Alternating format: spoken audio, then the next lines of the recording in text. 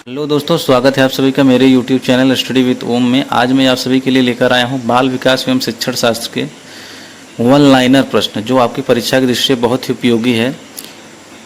ये सभी प्रश्न दोस्तों आपकी यूपी टेट और सी टेट में पूछे जाने वाले प्रश्न हैं प्रीवियस ईयर एग्जाम में। तो आप वीडियो को लास्ट तक जरूर देखिएगा और हमारे चैनल पर नए होंगे तो वीडियो को लाइक और चैनल को सब्सक्राइब जरूर कर दीजिएगा। तो चलिए शुरू करते हैं। हमारा पहला प्रश्न है, वर्णांधता एवं हीमोफीलिया लिंग संलग्न रोग है जो वंशानुगत होते हैं। ठीक है, कौन कौन से रोग दोस्तों? वर्णांधता और हीमोफीलिया, यह लिंग संलग्नता रोग है जो वंशानुगत होते हैं, याद रखिएगा। अगला प्रश्न है, वर्णांध व्यक्ति लाल व हरा रंग में भेद नहीं कर पाता। याद रखिएगा, जिस इंसान को वर्णांधता हो जाता है वह लाल और हरे रंग में अंतर नहीं कर पाता। याद रखिएगा, ये प्रश्न बहुत बार पूछा जाने वाला प्रश्न है।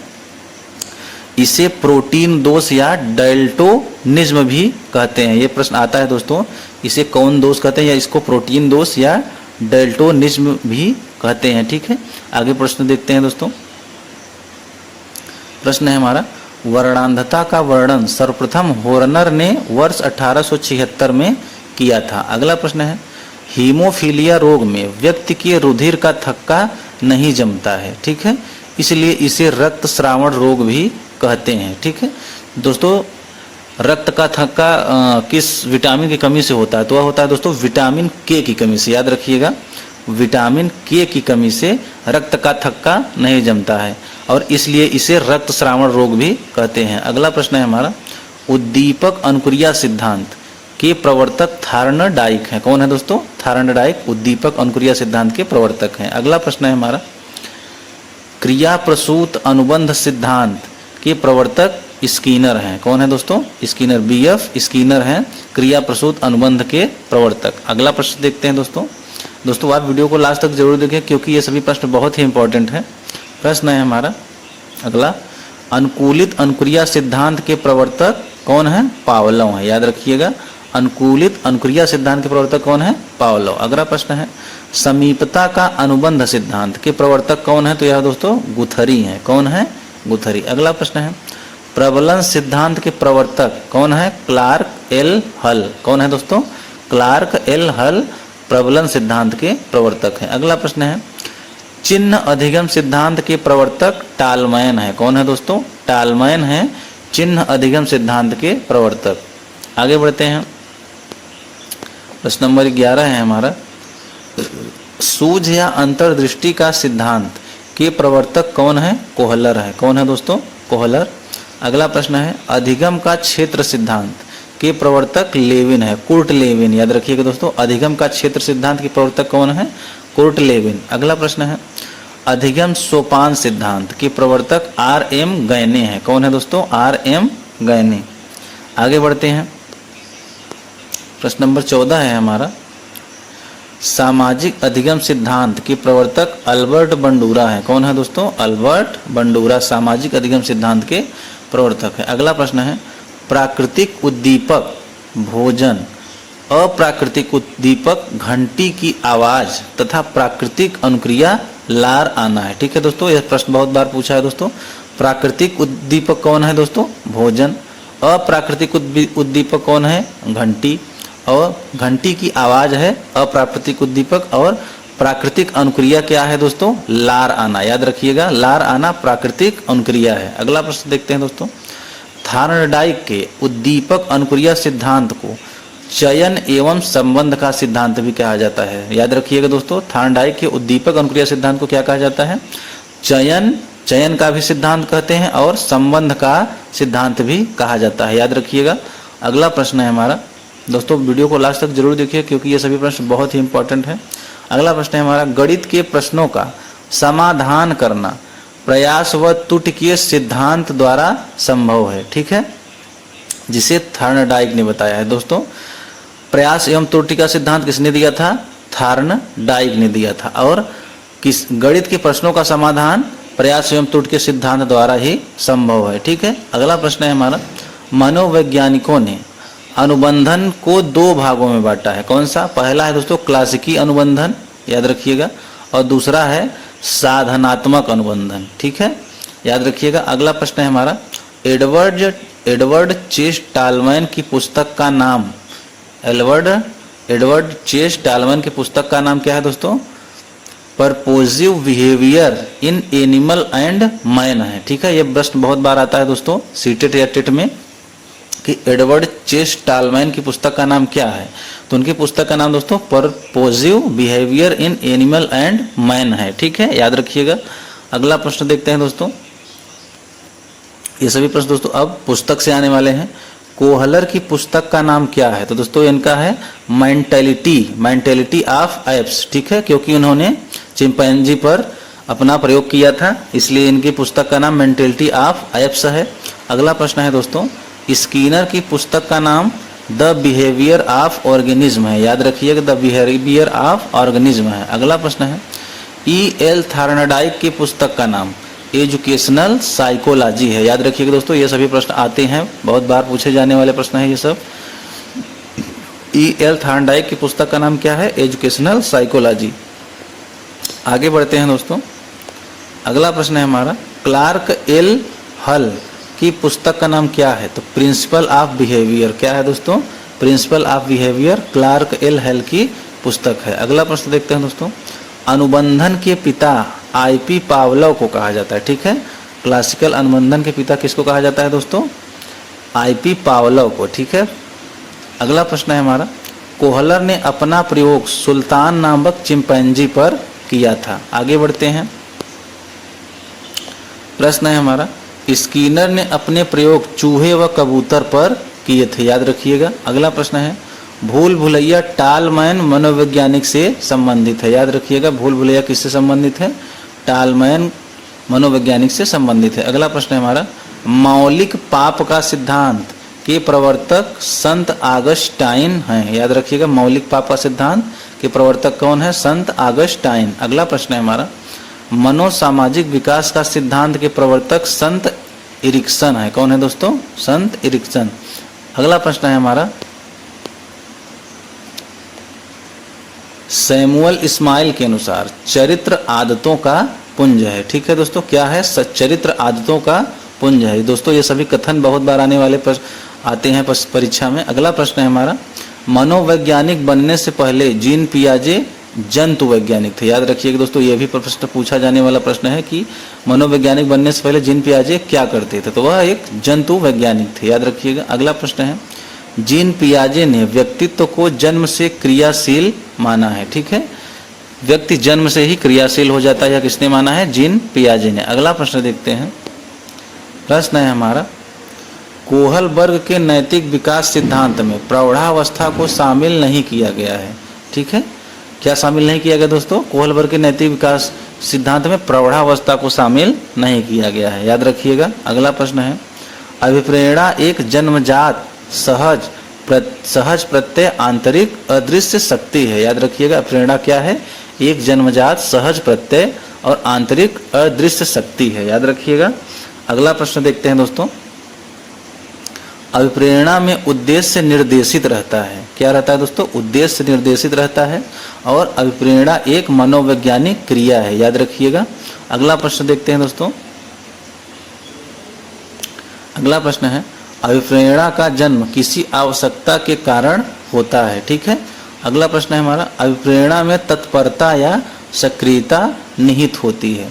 आगे देखते हैं, अभिप्रेरणा एक भावनात्मक इकाई है। याद रखिएगा। अगला प्रश्न है, अभिप्रेरणा एक अप्रत्यक्ष शक्ति है। याद रखिएगा।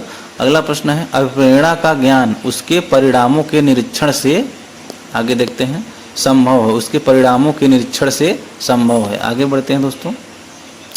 प्रश्न है हमारा, अभिप्रेरणा के 4 प्रमुख तत्व हैं, आवश्यकताएं, चालक, उद्दीपन और अभिप्रेरक। ये अभिप्रेरणा के 4 प्रमुख तत्व हैं। अगला प्रश्न है हमारा, थॉमसन के अनुसार अभिप्रेरणा 2 प्रकार की है। पहला है स्वाभाविक और दूसरा है कृत्रिम। ठीक है, याद रखिएगा।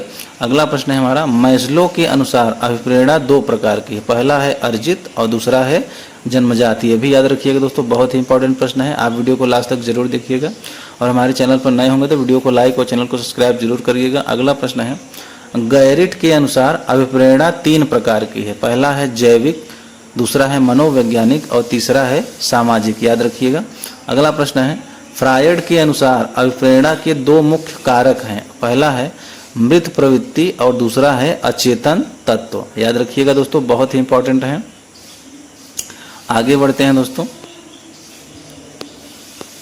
अगला प्रश्न है हमारा, मैस्लो ने मांग के 5 सिद्धांत दिए हैं। कितने दोस्तों? 5 सिद्धांत दिए हैं मैस्लो ने। पहला है जैविकीय, दूसरा है निम्न मांग और तीसरा है सुरक्षा की मांग, चौथा है सामाजिक मांग और पांचवा है स्वसम्मान की मांग एवं अपरोक्षानुभूति की मांग। ये 5 सिद्धांत दिए हैं किसने? मैस्लो ने। याद रखिएगा। अगला प्रश्न है हमारा दोस्तों, भारतीय मनोवैज्ञानिक केवल 2 संवेग स्वीकार करते हैं। पहला है सकारात्मक संवेग। पहला क्या है दोस्तों? सकारात्मक संवेग, जिसमें सम्मान, श्रद्धा, भक्ति और मित्रता आती है। ठीक है, मित्रता आती है, आसक्ति आता है, प्रेम, स्नेह, वात्सल्य, दया, अभिमान और गर्व आता है। ठीक है, और दूसरा है नकारात्मक संवेग। याद रखिएगा दोस्तों, दूसरा है नकारात्मक संवेग, जिसमें आता है भय, घृणा, कायरता, क्रोध, ईर्ष्या, जलन और अधिकार। ठीक है, ये नकारात्मक संवेग है। अगला प्रश्न देखते हैं दोस्तों।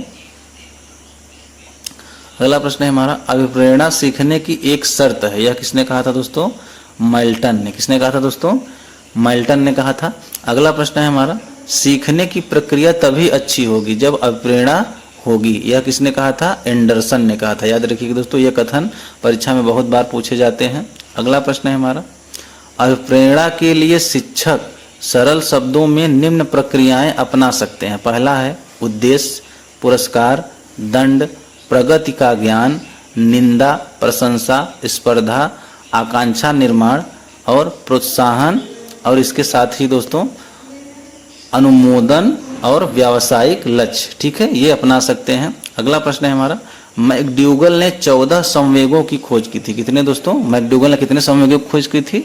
14 संवेगों की खोज की थी। अगला प्रश्न है, एशियाटिक सोसाइटी संस्था कहाँ स्थित है? कलकत्ता में है। अगला प्रश्न है, एशियाटिक सोसाइटी की स्थापना जेम्स ने की थी। किसने की थी दोस्तों? जेम्स ने की थी। याद रखिएगा। दूसरा भाग आ गया है दोस्तों।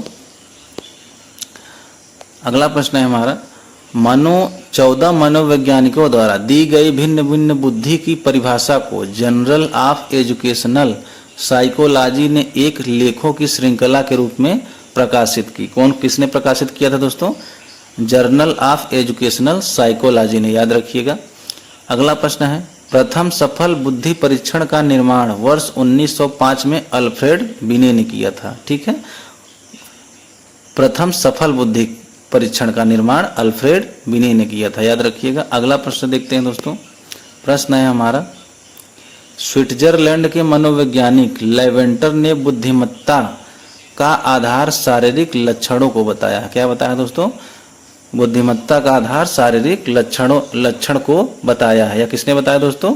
लेवेंटर ने। याद रखिएगा। आगे बढ़ते हैं। अगला प्रश्न है हमारा, बुद्धि परीक्षण का सबसे विस्तृत स्तर पर प्रथम बार कार्य फ्रांस में हुआ था। कब हुआ था दोस्तों? फ्रांस में हुआ था प्रथम बार। अगला प्रश्न है, जर्मन के लिपजिंग नामक नगर में विलियम वुंट द्वारा प्रथम मनोवैज्ञानिक प्रयोगशाला की स्थापना की गई थी। याद रखिएगा। अगला प्रश्न है, वर्ष 1890 में कैटल ने प्रथम बार मानसिक परीक्षण शब्द का प्रयोग किया था। ठीक है, आगे बढ़ते हैं। अगला प्रश्न है हमारा, बुद्धिलब्धि शब्द का प्रथम सुझाव विलियम स्टर्न और कुहलमैन ने 1912 में किया था। याद रखिएगा। अगला प्रश्न है, एक खंड सिद्धांत के प्रवर्तक अल्फ्रेड बिने, साइमन स्टर्न और टर्मन है। ठीक है, एक खंड सिद्धांत के प्रवर्तक कौन कौन है? अल्फ्रेड बिने, साइमन स्टर्न और टर्मन है। अगला प्रश्न है, 2 खंड व 3 खंड सिद्धांत के प्रवर्तक स्पीयरमैन है। कौन है दोस्तों? स्पीयरमैन है। अगला प्रश्न देखते हैं। अगला प्रश्न है हमारा, बहुकारक सिद्धांत या आणविक सिद्धांत के प्रवर्तक थॉर्नडाइक है। कौन दोस्तों? थॉर्नडाइक है बहुकारक सिद्धांत या आणविक सिद्धांत के प्रवर्तक। अगला प्रश्न है, बुद्धि की संरचना सिद्धांत या त्रिआयाम सिद्धांत या SI मॉडल के प्रवर्तक गिलफोर्ड हैं। याद रखिएगा दोस्तों, गिलफोर्ड क्या क्या किए हैं, बुद्धि की संरचना सिद्धांत या त्रिआयाम सिद्धांत या SI मॉडल के प्रवर्तक गिलफोर्ड हैं। अगला प्रश्न है हमारा, समूह कारक या संघ सत्वात्मक सिद्धांत के प्रवर्तक, समूह कारक या संघ सत्वात्मक सिद्धांत के प्रवर्तक कौन है? थर्स्टन है। याद रखिएगा दोस्तों, कौन है दोस्तों? थर्स्टन। आगे बढ़ते हैं,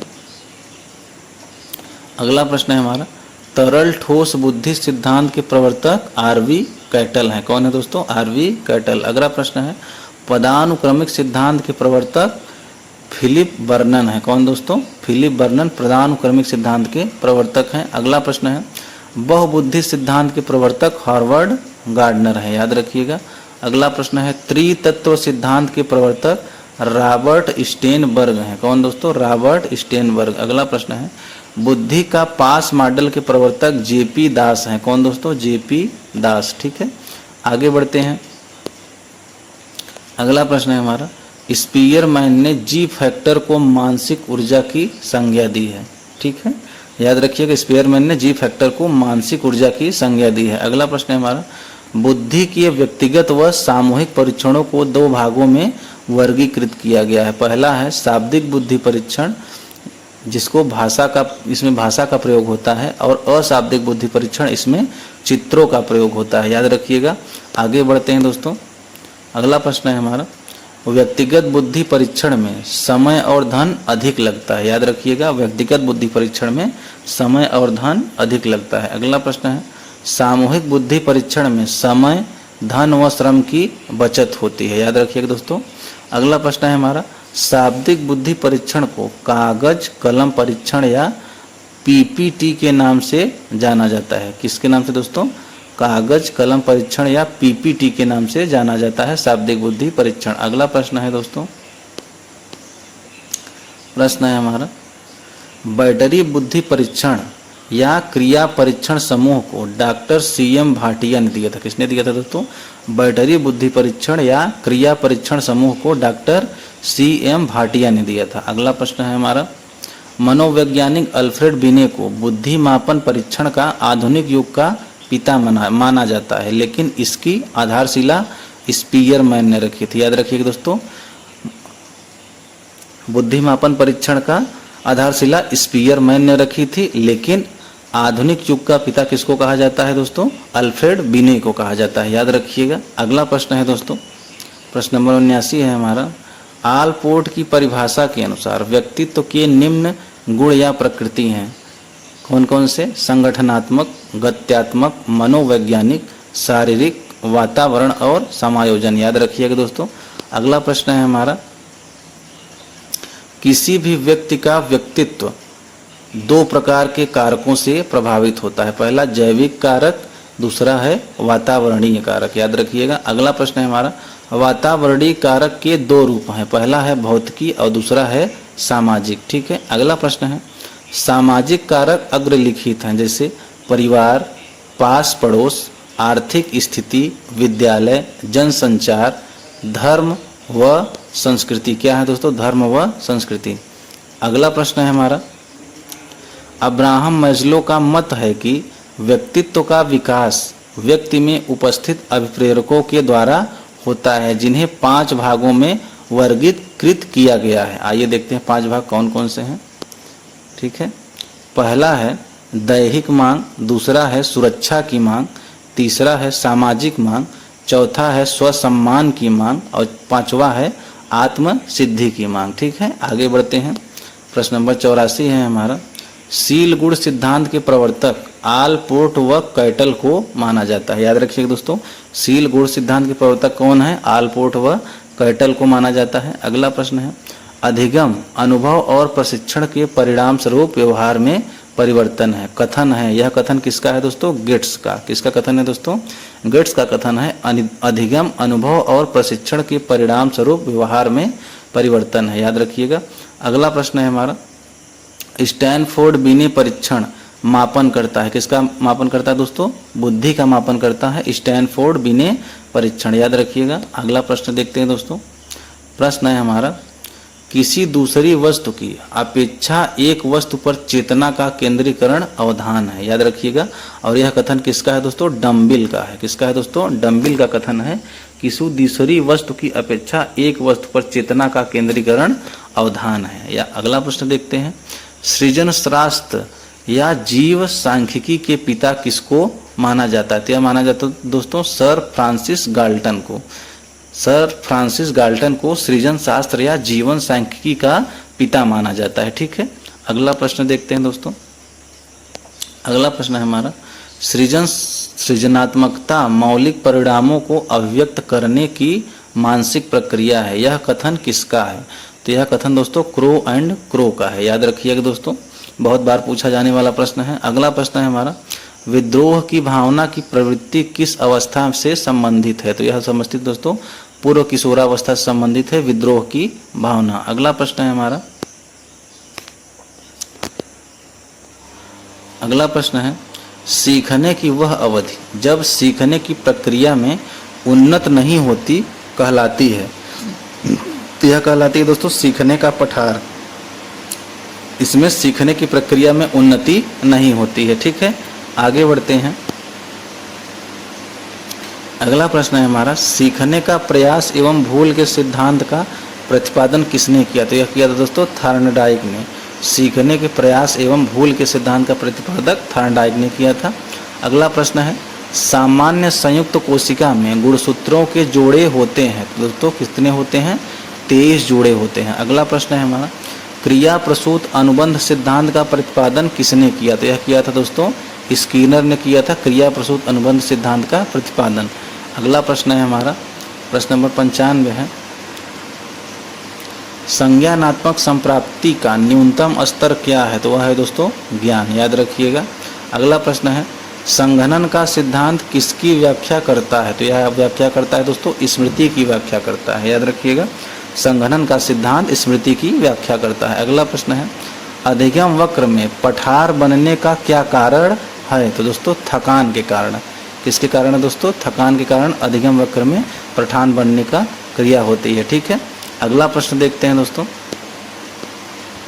अगला प्रश्न है हमारा, दर्पण चित्र परीक्षण किसको मापने में प्रयुक्त किया जाता है? तो यह मापने के लिए किया जाता है दोस्तों अधिगम अंतरण को मापने के लिए प्रयोग किया जाता है दर्पण चित्र परीक्षण का। ठीक है। अगला प्रश्न है हमारा, पूर्व अनुभव के आधार पर संवेदना को अर्थ प्रदान करना कहलाता है। तो यह कहलाता है दोस्तों प्रत्यक्ष ज्ञान। प्रत्यक्ष ज्ञान किसको कहते हैं दोस्तों? पूर्व अनुभव के आधार पर संवेदना को अर्थ प्रदान करना प्रत्यक्ष ज्ञान कहलाता है। और हमारा लास्ट प्रश्न है दोस्तों, पियाजे के अनुसार संज्ञानात्मक विकास की द्वितीय अवस्था क्या है? तो दोस्तों संज्ञानात्मक विकास की द्वितीय अवस्था क्या है दोस्तों? पूर्व संक्रियात्मक अवस्था। ठीक है। यह 7 से 11 वर्ष होता है। तो दोस्तों इसी के साथ हमारे 100 प्रश्न समाप्त होते हैं। अगर ये सभी प्रश्न आपको अच्छे लगे हों तो वीडियो को लाइक और चैनल को सब्सक्राइब जरूर करिएगा। आपका दिन शुभ हो।